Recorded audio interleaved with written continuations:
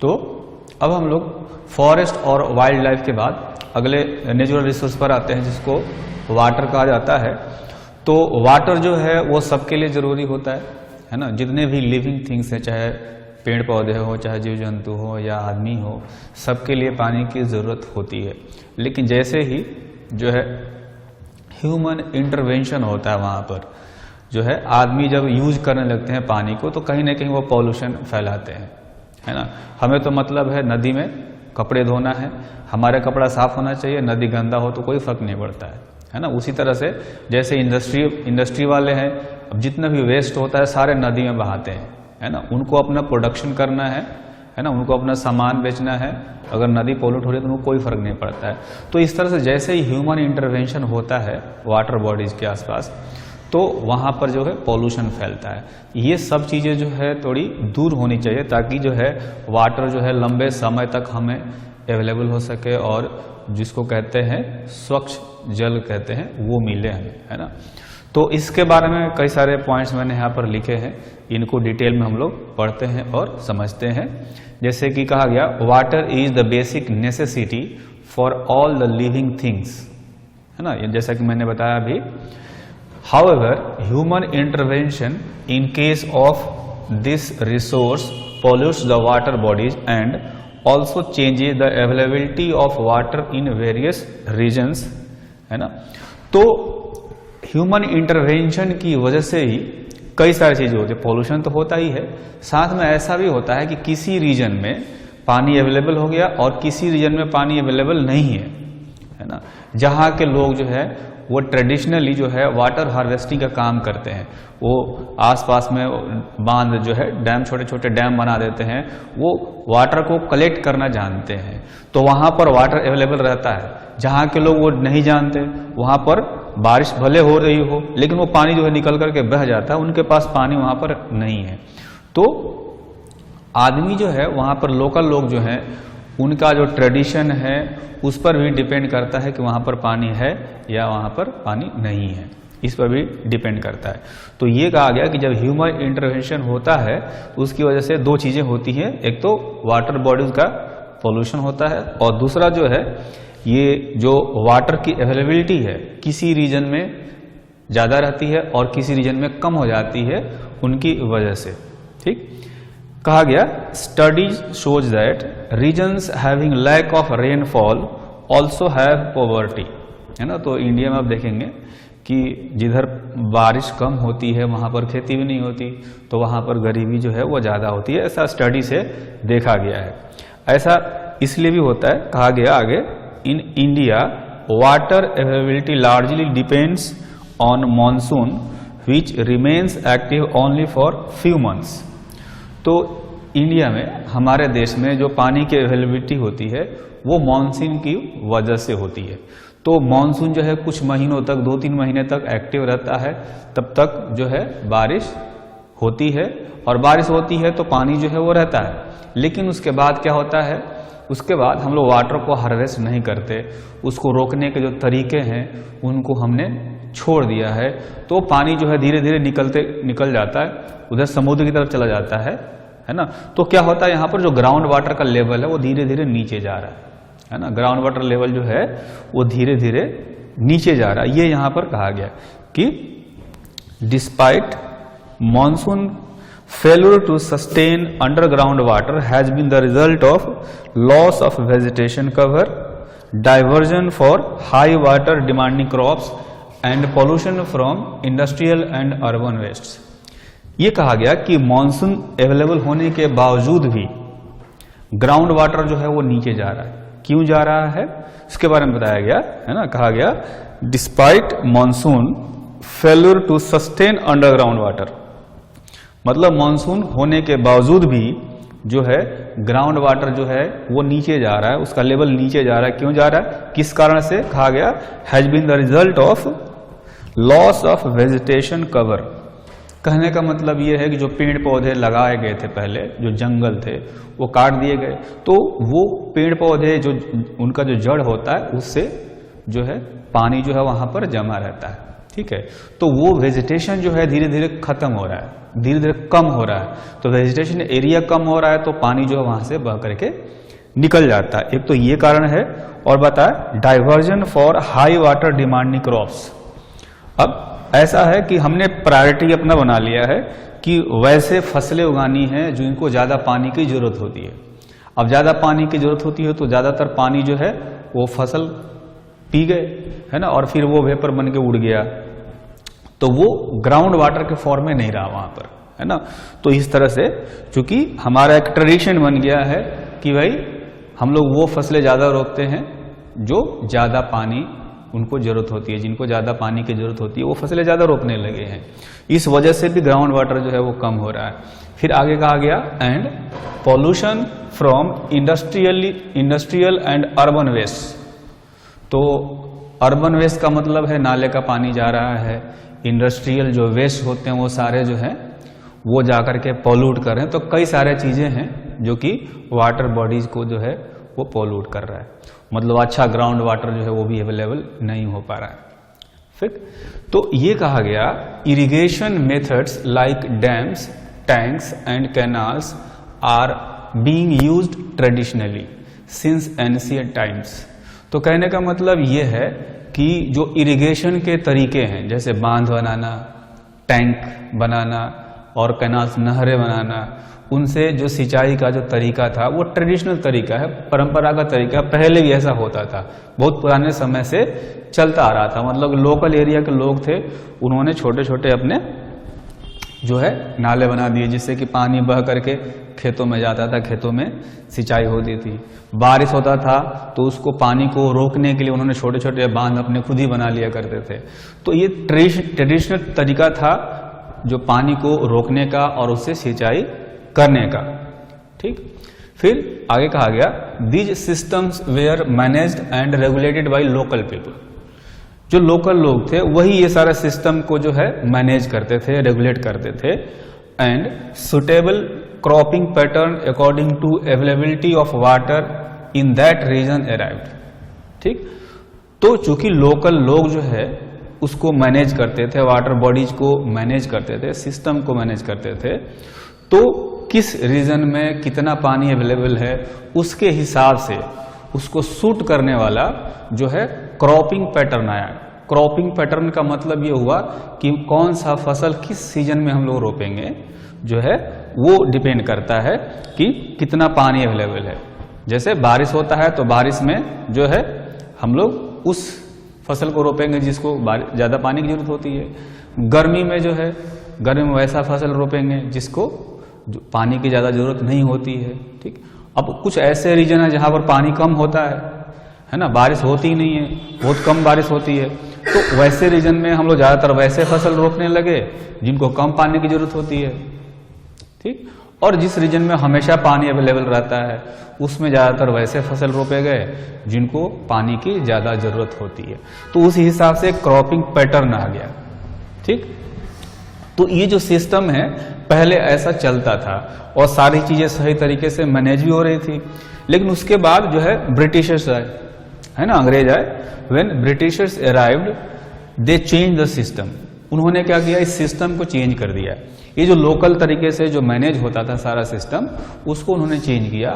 फिर सरकार की तरफ से बड़े बड़े डैम बनने लगे, बड़े बड़े लंबे लंबे कैनाल्स, नहरें बनने लगी, सबको जोड़ा जाने लगा ताकि दूर दूर तक सिंचाई हो जाए, मतलब इधर का पानी बहुत दूर तक पहुंचाया जाने लगा। ऐसा एक सिस्टम जो है वो बनाया गया और ये जो भी सिस्टम था उसको ब्रिटिश गवर्नमेंट जो है वो मैनेज करती थी, है ना, वो मैनेज करती थी। बाद में जब हमारा देश आजाद हो गया तो हमारी सरकार ने उसको मैनेज करना शुरू किया, है ना। तो इससे क्या हुआ, इससे ये हुआ कि जो लोकल लोग थे उनका जो कंट्रोल था, उनका जो सिस्टम था वो डिस्ट्रॉय हो गया, है ना। वो खुद ही छोटे छोटे अपनी जगह में, अपने रीजन में जो है वाटर हार्वेस्टिंग का काम करते थे, किस तरह से सिंचाई होगी वो खुद भी कर लेते थे।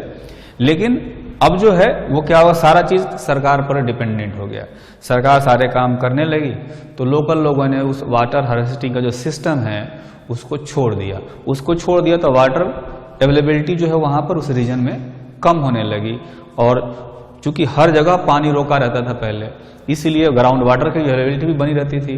अब हर जगह पानी रुका नहीं है, जो है वो ऊपर जो है एक जगह से दूसरी जगह जा रहा है, तो ग्राउंड वाटर लेवल जो है वो धीरे धीरे नीचे चला गया। तो ये सारी जो है दिक्कतें आई यहाँ पर। आप देखेंगे आगे कहा गया है, when Britishers arrived they change the system to large scale dams and canals.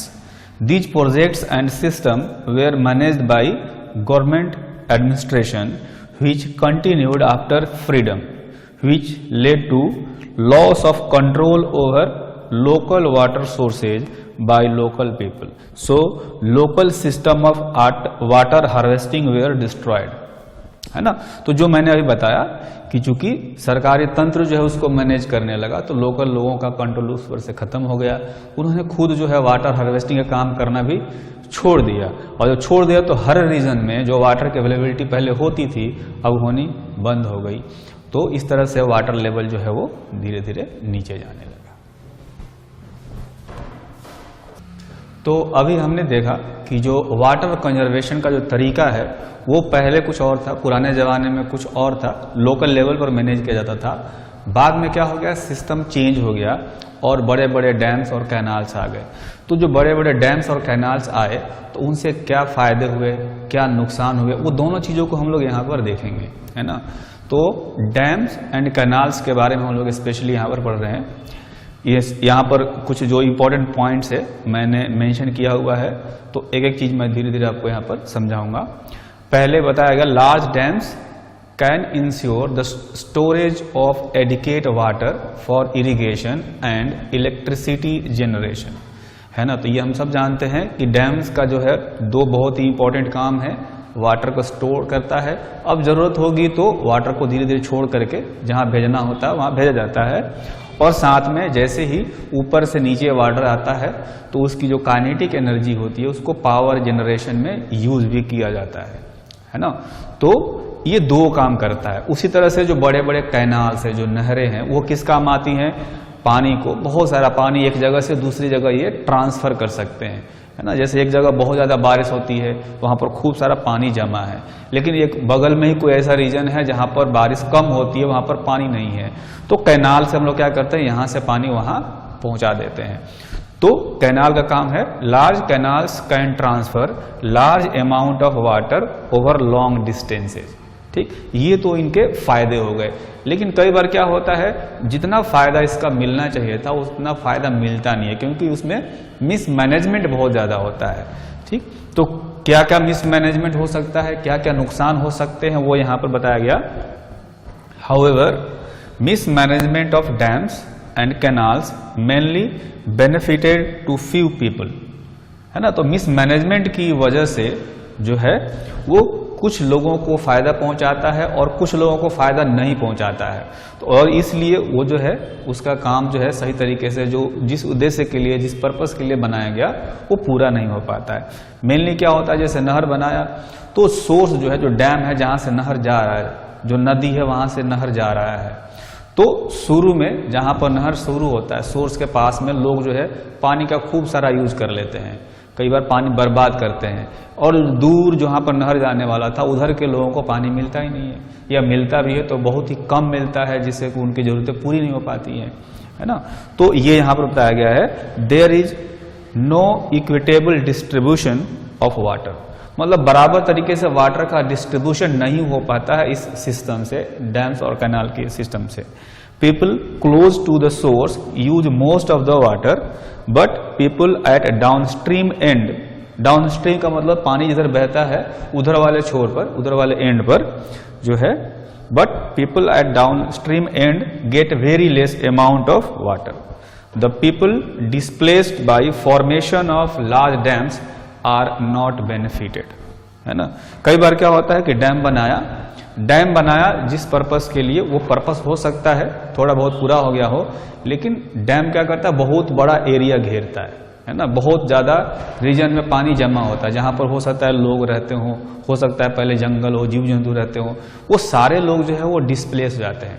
तो जो डिस्प्लेस होते हैं उनको जो है वो नए जगह पर उनको रखना चाहिए, रिहेबिलिटेशन होना चाहिए उनका, है ना, उनका पुनर्वास होना चाहिए, उनको कुछ कॉम्पेंसेशन मिलना चाहिए।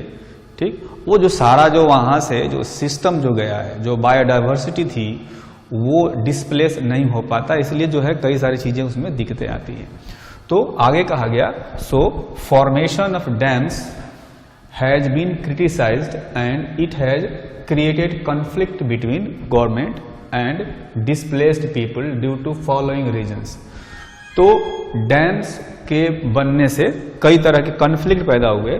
वो कॉन्फ्लिक्ट किस वजह से पैदा हुए, यहाँ पर मैंने तीन जो है वो बातें, तीन रीजन लिखे गए हैं, है ना। पहला लिखा है सोशल प्रॉब्लम। सोशल प्रॉब्लम तो ये है कि बहुत सारे लोग जो है डिस्प्लेस हो जाते हैं। मेनली जो है वो ट्राइब्स होते हैं, आदिवासी लोग जो हैं वही ज़्यादातर डिस्प्लेस होते हैं। गरीब लोग जो होते हैं वही डिस्प्लेस होते हैं। अमीर लोगों को हमेशा उसमें फायदा होता है, गरीब लोगों को हमेशा नुकसान होता है।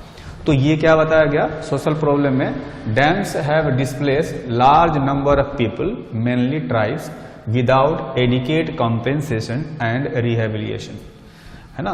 तो उनको जो जितना कॉम्पेंसेशन मिलना चाहिए था वो भी नहीं मिला, और ना ही उनको पुनर्वास किया गया, ना ही उनको रिहेबिलिटेट किया गया। ठीक, तो जो दूसरी प्रॉब्लम आती है वो आती है economic problems.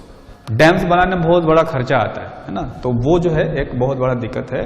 Dams require huge amount of public money without proportionate benefits, मतलब उसमें खर्चा जितना ज्यादा आता है उसके प्रोपोर्शन में जो है उसका फायदा नहीं है।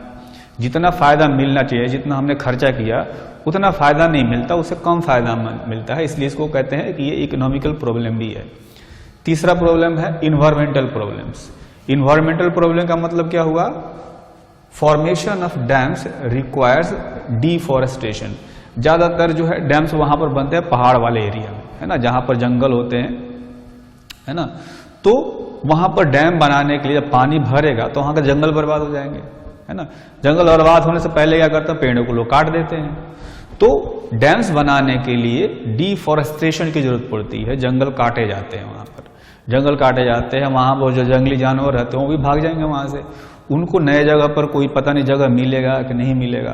तो ये दिक्कत आती है कि formation of dams requires deforestation and hence loss of biodiversity. जो बायोडाइवर्सिटी की हम लोग बात कर रहे थे, जो कि नेचुरल रिसोर्सेज जो हैं उनको कंजर्व कराने के लिए, वो बायोडाइवर्सिटी जो है वो धीरे धीरे कम हो जाती है या खत्म हो जाती है। तो ये तीन तरह की दिक्कतें हैं जो डैम से आती हैं। ठीक, अब आगे हम लोग सीखेंगे कि अगर वाटर कंजर्वेशन का ये सही तरीका नहीं है तो कौन सा तरीका सही है। ठीक, उसको हम लोग आगे सीखेंगे।